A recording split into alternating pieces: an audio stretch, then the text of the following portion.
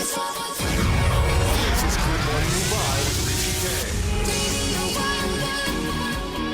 K. Pleased to welcome to the studio the team of Shikara. Vidhu, Vinod, Chopra, wonderful to see you. I haven't seen you since the release of Broken Horses. How are you? Very well. And for the very first time, Abhijat, Joshi. Such a pleasure to meet you. From me, Hrishi K, and everybody at Radio 1. It's wonderful Great pleasure to to meet be one of here. the foremost writers of our generation. Thank you. And the newbies, Aadil and Sadia. How are you? Very good. It's a great Yeah? feeling to be here. Excellent. I'm going to start off with how can you maintain perspective as a filmmaker on a subject that is so close to your heart, given that it has so much history, your mother, yourself, the pain and the pathos. Sometimes they say to get a little perspective, you have to take about 10 steps back as a filmmaker.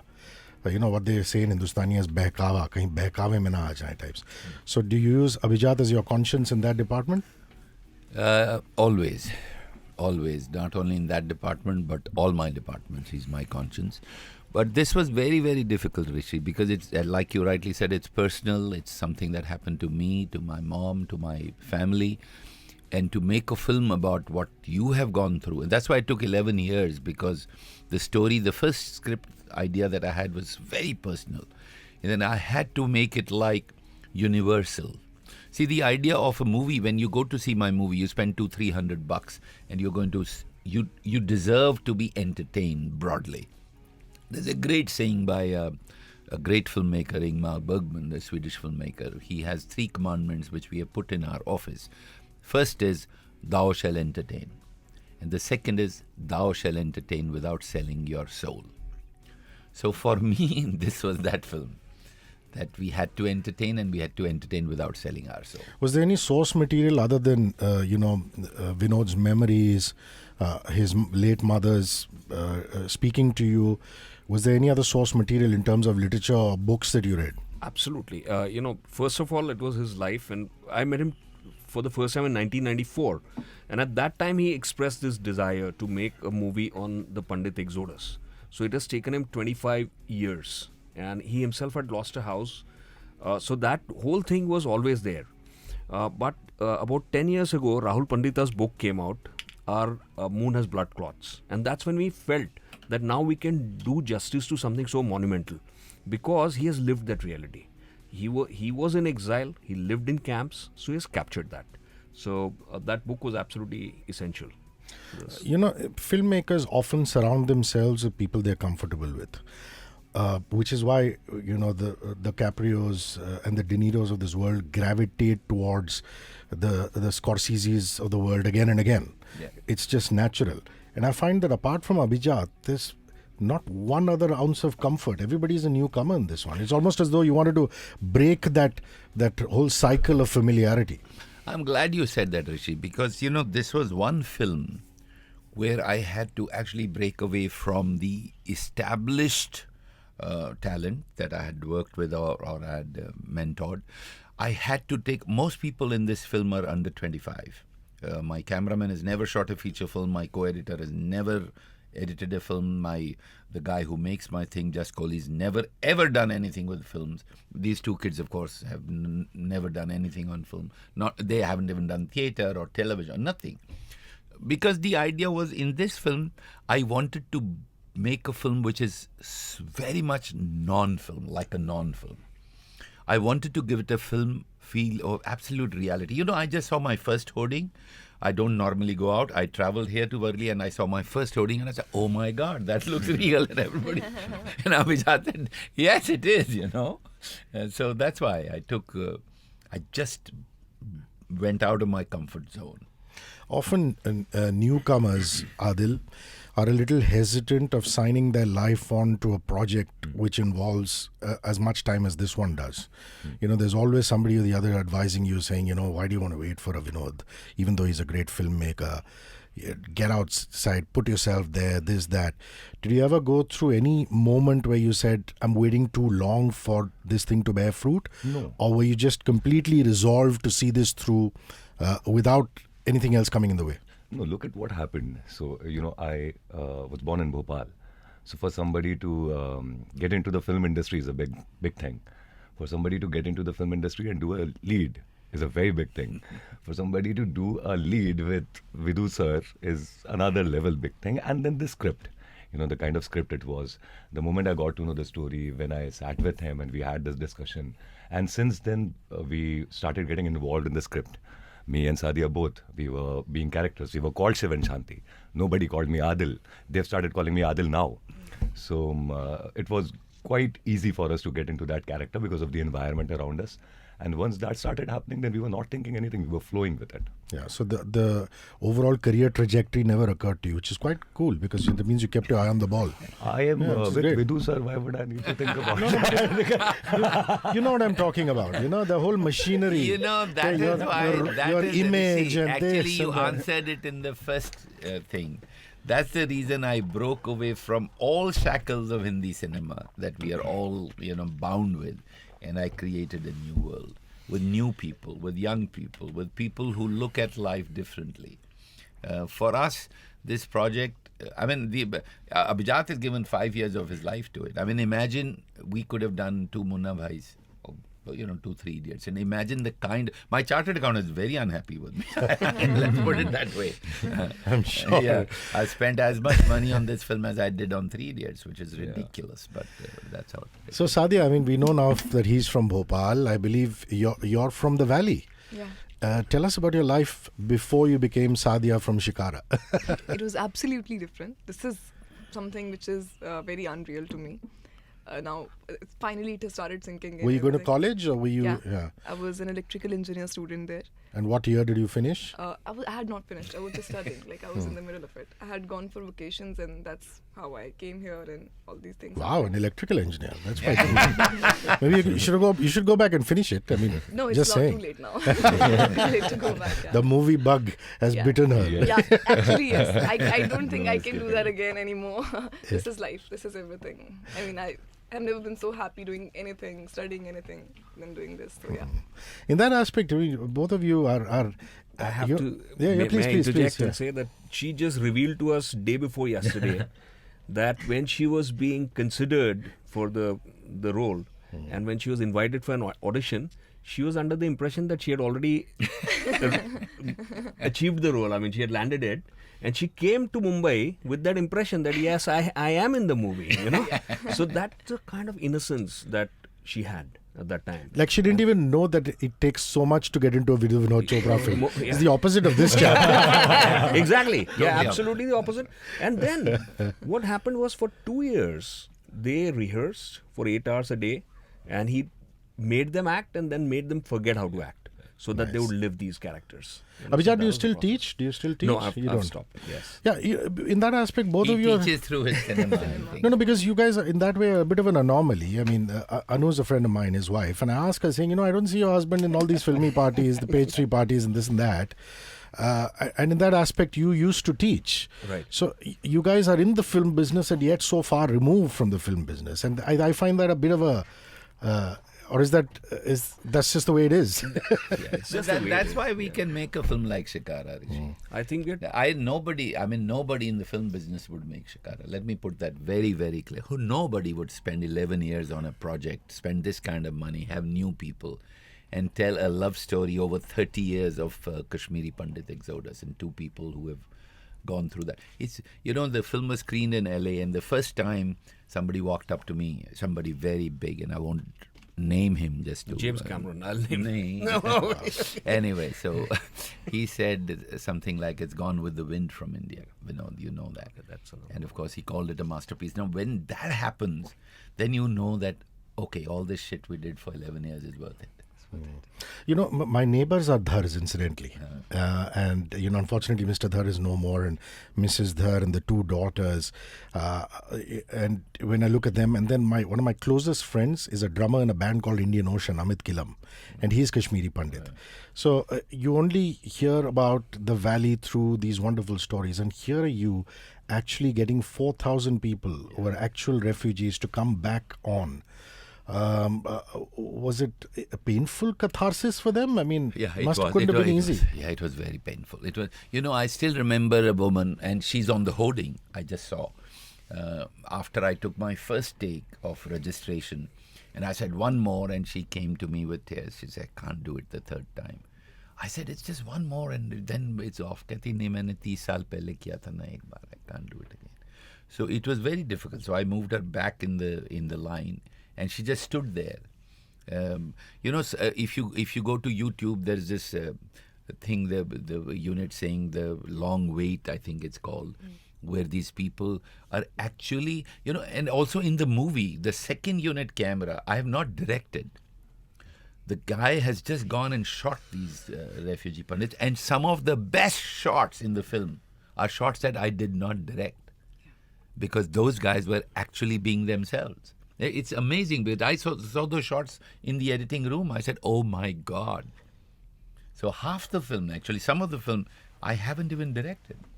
That tomato sequence, Yeah, women they were crying all- and everyone, yeah. they were real. It was all real. Oh, was there a point when you were shooting in the valley, Aadil, that you felt it could have been a close shave? I mean, most areas are under lockdown, curfew. You have limited time to shoot and get out. We were you were part there. of a situation like that? Yeah. Not really a situation, but there was a death threat in one of the scenes. There was this scene that we were shooting in this area called Amira Qadal. Sir got this information, and death threats were given, and all these things were happening. So, but because again, throughout the journey, we were so much into the character that all these things wouldn't just bother us. I mean, in fact, when I see the making videos right now, and I see that there were so many people around us, it's a shock for us, because while we were in it, we didn't see those people. They were not there.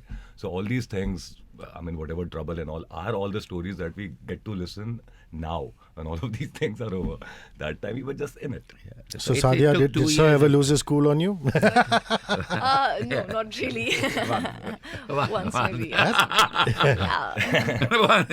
How are your parents reacting? How's your family reacting? They must be so thrilled. They must be beside Yeah, they're themselves. happy. My father is still in Srinagar right now also. So he went to Jammu to see the clips and the trailer launch and everything.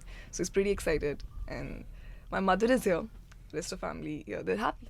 They're super happy. They're thrilled. They're excited. Wow. I just met Irshad at Imtiaz's office about 4 or 5 days ago, because I was there doing a one-on-one with Imtiaz for Love Aajkal. And he said to me, "K, please tell me when you hear anything about Shikara, tell me about it." It's almost as though he's like a little child, he's so excited. And these are guys who've done it, they're 50 films old, more than that. And in that aspect, it's quite a coup that you've got Irshad to write for you, and you've got Rahman to come on board. Yeah, unbelievable. And how did you bell the cat?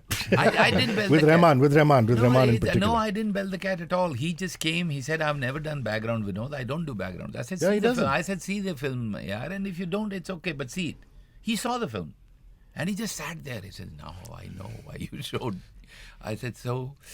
He said, "I will do it, but don't use my name." I said, "I don't want your name. I want the music." And as we kept going, of course, his name is everywhere, because he said, "This is something I want to own." So it wasn't me. See, the important thing here, Rishi, is it's never you, because I don't bullshit. So I'm not getting people on board through my bullshit or through even my bugs. Because finally, these people are there because this is what they believe in as much as I believe in. Irshad said something wonderful the other day at the premiere, or at the half an hour screening. He said कि अच्छी फिल्में मैंने बहुत देखी हैं, पर सच्ची film मैंने नहीं देखी. ये सच्ची film. I was very touched by what he said. And Rahman, of course, in that he kept saying it's time to heal, and that's why they all are there. It's not because of me. It's because of the cinema that we've. It's because of Shikara, yeah.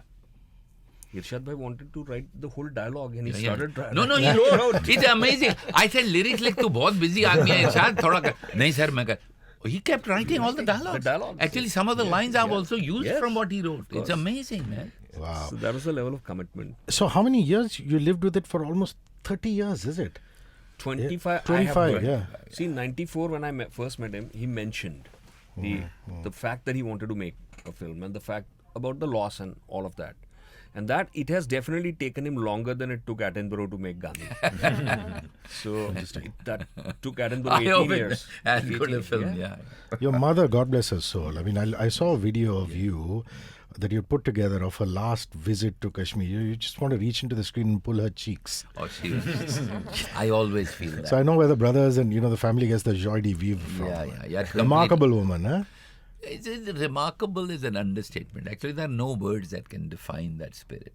I mean, in that video, if you see it, it's still on YouTube, called Tribute to My Mother. She actually loses her home, everything is gone, and she's hugging all the neighbors. And please watch the YouTube to see who are those neighbors. And she's hugging. So there's a sense of complete amazing forgiveness, and she was. I'm not even 1% of what she was, and I am striving to be as much as I can like her. And she kept saying "ho sake to," and Sadia has used that through the film. Shanti. My mother's name was Shanti. Her name in the movie is Shanti. Wow. And she keeps saying "ho sake to." She never said "Ke do this for me." Even this movie, she says one day "ho sake te sade te na it's a film ek banai Vidhu."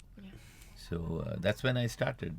And I said, both of you, I want to know how you feel about displaced people. It has nothing to do with religion. I mean, irrespective of what community you're from, when you're displaced from home, and you have lived that in some voyeuristic way because you're playing these two characters who are completely displaced. So your feelings about displaced people around the world, Aadil as well as Sadia, what do you feel? I think it's a big tragedy to happen to anybody when you have done nothing and you're just randomly asked to just leave your home and just go to another place. You leave everything, your life there, your job, your friends, your family, and randomly you're just out of it. So the 30 years journey which the Kashmiri Pandits lived, me and Sadia, we lived a bit of it in the two and a half years of us being associated with this film. And feeling the emotions that we felt in the film, it's very painful, it's very intense, and it is something which shouldn't happen to anybody. Any kind of force, when things are done against somebody's will, shouldn't happen, be it this tragedy or any other tragedy in the world. And that is what the film is about. That is what the film also says, that how love and compassion is important in any kind of situation like this would not bring you to any outcome or any result. Sadia, you want to add to that? So, where I was grown up, Jammu mein, to my teachers, the tutor who used to come to me every day, he was himself a Kashmiri Pandit. 7th class tak he used to my home tutor. And I never knew that he's coming from Nagrota. Nagrota is a place. Nagrota camp. And I never knew where he's coming from. So I have, when I came here, when I was on board, and then I realized, and then I went back and studied more and more. Though in my college, I had students along with me who were Kashmiri Pandits and who were migrated from Kashmir. All my friends, in fact, a lot of friends. So I never realized the intensity of, these people who are with me, chilling, eating, living a normal life, when I came here, till the time I came here. The first thing when I came here, I saw this documentary, which is their mother's documentary, and that touched me, moved me. And now when I think about my teacher, like when I think about them, it makes me feel so, it gives me I feel guilty because I never ever could ask them where you're coming from. And also it makes me feel very, it's very disturbing because I come from my home. I am, coming to school from my place, living a normal life. But they are coming from, camps and everything. It was absolutely different for them. That's a refugee camp. Refugee camp. And that time I didn't realize the intensity of what it is exactly as I realize it now. It's very painful. And I mean, how would you feel, Hrishi? Where are you from? I can't even imagine. Where are you from? I can't even imagine. I mean, you're basically from the south, but I've lived in Bombay for most of my life. The place where you grew up. Imagine you walk out and there's a name on your lamppost. Hrishi, we want you out within a month or you'll be shot dead. Think about it, and you can't go back for 30 years. It's very, very, very difficult. And to make a movie on this was even more difficult because we had to weave in a love story, which is basically what we are saying. The message of the film is Todo Nahi Jodo. But to get that message across, and also for guys who pay $200-300 to go and see the film, the young kids, how do we entertain them, which me and Abhijat struggled with. So we had to say this saga in a way which was entertaining, and look at that, the conflict. The best part about working with Vidhu and Chopra, and what I wouldn't say the worst part, that's a negative way, but something you'd like improvement on. Abhijat, this is only to you. My language. long time work compatriots. You know what? What I would definitely want him to improve on is stop saying that, I want to retire. Please. Yes. He has to go on. He has to go on because I think he has, at this age, made the best film of his life. And I absolutely mean it. And I started working with him primarily because of Parinda. So I've been a big fan of Parinda. And still I say this with full responsibility. Because we know him as a technical Yeah, person, if Eastwood can do it, Chopra yeah, can. Yeah. So technique, zest and passion for cinema, those things were there. But for the first time, the humanity of this film, the way in which the sensitivity and tenderness with which he worked with these actors, the way he took out these performances, these are diamonds, And I had not seen this quality of this kind of commitment to human sentiment in Vinod's films before this. So when I saw that, I just want him to continue, because he has made his best film. Maybe the next one will be even better. My last question is, I want all four of you to say this. Valentine's Day is just a few days away. We're saying love yourself this Valentine. Love yourself this Valentine. When you want to pamper yourself, what do you do? Like I go out and have a hearty meal. How does Vidhu Vinod Chopra pamper himself? How does he love himself? Make a film which is a timeless love scene and the worst of times. Come on, I thought you'd say go to the spa. No, I'll tell you, this Valentine, I would really like you guys to go and see Shikara because love for us has now become a commodity. It says, oh, I'm in love today, I'll do this. Here is a couple that has been in love for 30 years. I'm so glad you asked me this question because for me, this is the best Valentine gift you can do to the woman you love or the man you love. Go and see it. And I really mean it. I'm not doing bullshit marketing. It is the best thing I could. And the fact that I released a week before Valentine, I just realized. And this is one of the finest things to be in love for 30 years with a woman is rare, and go see it. How do you love yourself? How do you pamper yourself? I would add to that and say that go and see it with the entire family, because the primary commitment is to make a film which the entire family can go and enjoy together. And this has that quality of loss, of longing, but a lot of laughter, a lot of beauty, and so the whole family. And love, really. I mean, that's how I think. You guys, they're so obsessed they can't think beyond films. Honestly, I don't think I need to pamper myself right now because my life is pampering me by what is going on, being a part of this film, being a part of this journey, being with Vidhu sir, being with these guys, and so much of learning and everything. It's a beautiful phase. I just say this: I've never been happier in my life. I just feel blessed and very grateful to Allah and to Vidhu sir and to everybody involved in this, to Sadia. And it's I don't need to pamper myself. It's just happening around me. Sadia, Kashmiri apples. What? I eat food. She's the only one who got to the point. Well, how do I remember? I eat food. And what would that be? Gosht, or would it be... Vazwan, I miss. Kashmiri Vazwan. God bless you people. I can't wait to see Shikara. Thank you so God bless you. Thank you. Thank you so much, Hrishi.